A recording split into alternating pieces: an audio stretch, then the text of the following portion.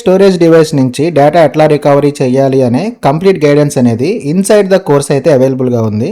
మీరు లాస్ అయిపోయిన డేటాని మీరే రికవరీ చేసుకోవాలనుకుంటున్నా, లేదంటే డేటా రికవరీ సర్వీసెస్ చేస్తూ థౌజండ్స్లో మనీ ఎర్న్ చేయాలనుకుంటున్నా, డిస్క్రిప్షన్లో ఉన్న నెంబర్కి కాంటాక్ట్ అయ్యి కోర్సులో జాయిన్ అవ్వండి. చూడండి, ఇక్కడ మనకి ఒక మెమరీ కార్డ్ అయితే కనిపిస్తుంది కదా. ఇది ఒక 32 GB మైక్రో SD కార్డ్. ఓకేనా, మైక్రో SD కార్డ్ అనొచ్చు, మొబైల్స్లో యూజ్ చేసే మెమరీ కార్డ్ అనొచ్చు. ఈ మెమరీ కార్డ్ అయితే కస్టమర్కి డేటా అయితే విజిబుల్ అవ్వట్లేదు.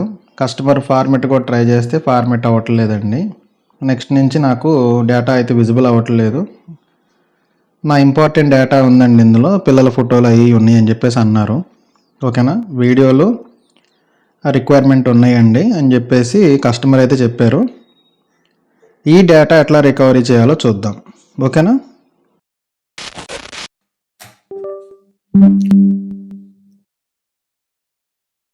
మెమరీ కార్డ్ని అయితే మనం కార్డ్ రైడర్లో కనెక్ట్ చేసాం కదా. ఇప్పుడు ఆ కార్డ్ రైడర్ నేను పీసీకి కనెక్ట్ చేశాను. చూడండి, ఇక్కడ మనకి 32 GBకి 29.8 GB అయితే మనకి విజిబుల్ అవుతుంది. ఓకేనా, USB డ్రైవ్ F అని మనకి ఇక్కడ ఒక డ్రైవ్ కనిపిస్తుంది కదా, ఈ డ్రైవే ఆ మెమరీ కార్డ్. ఓకే,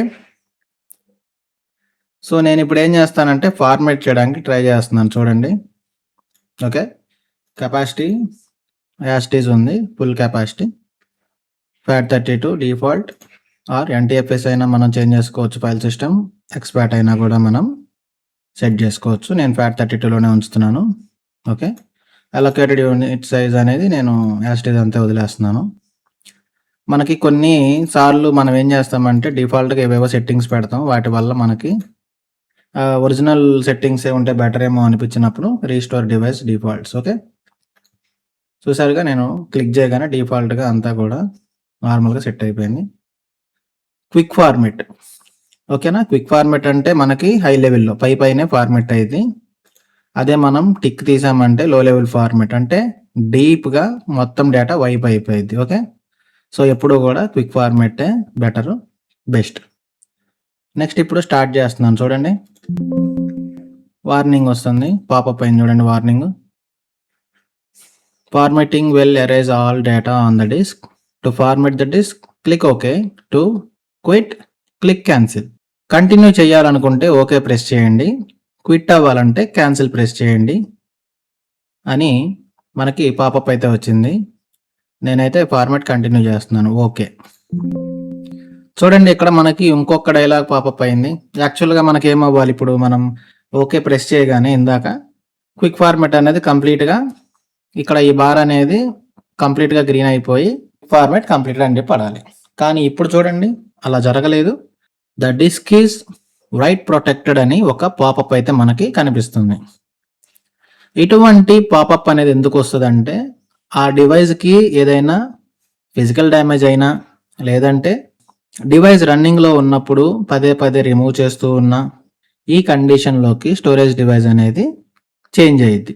ఓకే, కానీ ఇప్పుడు ఇటువంటి కండిషన్లో మనం డేటా రికవరీ చేయగలమా? ఇప్పుడు మనకి డేటా అయితే విజిబుల్ అవ్వట్లేదు, ఫార్మెట్ చేయడానికి ట్రై చేస్తే అవ్వట్లేదు. ఓకే, కస్టమర్ చెప్పినట్టుగానే ఫార్మెట్ అనేది మనకి వర్కౌట్ అవ్వట్లేదు. కానీ ఇప్పుడు డబుల్ క్లిక్ చేస్తే చూడండి, మనకి మనం స్టోరేజ్ డివైస్లోకి అయితే ఎంటర్ అయ్యాం. ఓకేనా, కొంచెం దీంట్లో ఏదైనా డేటా వేయడానికి ట్రై చేద్దాం. ఓకే,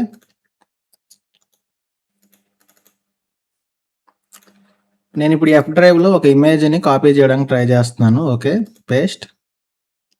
చూడండి, the disk is write protected, remove the write protection or use another disk. మీరు ఒకవేళ ఏదైనా స్టోరేజ్ డివైస్ నుంచి డేటా ట్రాన్స్ఫర్ చేసుకోవాలంటే ఈ డివైస్ని కాకుండా వేరే డివైస్ని యూజ్ చేయండి, లేదంటే దీనికి ఉన్న రైట్ ప్రొటెక్షన్ అనేది రిమూవ్ చేయండి అని మనకి ఒక పాపప్ అయితే వచ్చింది. ఓకేనా, ట్రై అగైన్ అనేది క్లిక్ చేస్తే ప్రాబ్లం అనేది సాల్వ్ అవ్వదు. స్కిప్ చేసామంటే మనం ఏదైతే ఫోటో ఇప్పుడు దీంట్లో కాపీ చేయాలనుకుంటున్నామో ఓకే ఆ యాక్షన్ వద్దు, స్కిప్ కొట్టినా క్యాన్సిల్ కొట్టినా ఒకటే. సో ఇందులో యాక్చువల్గా డేటా ఏం లేదు, మొత్తం కూడా ఫార్మెట్ అయింది. కానీ ఇందులో కొత్త డేటా అనేది తీసుకోవట్లేదు అనమాట ఈ స్టోరేజ్ డివైస్.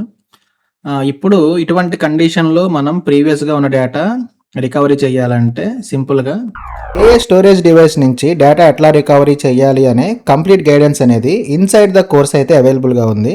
మీరు లాస్ అయిపోయిన డేటాని మీరే రికవరీ చేసుకోవాలనుకుంటున్నా, లేదంటే డేటా రికవరీ సర్వీసెస్ చేస్తూ థౌజండ్స్లో మనీ ఎర్న్ చేయాలనుకుంటున్నా, డిస్క్రిప్షన్లో ఉన్న నెంబర్కి కాంటాక్ట్ అయ్యి కోర్సులో జాయిన్ అవ్వండి.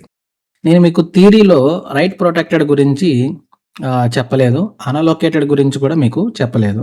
కానీ వాటికి సంబంధించిన క్లాసులు మీకు ప్రాక్టికల్స్లో అయితే అవైలబుల్ ఉన్నాయి. Thank you.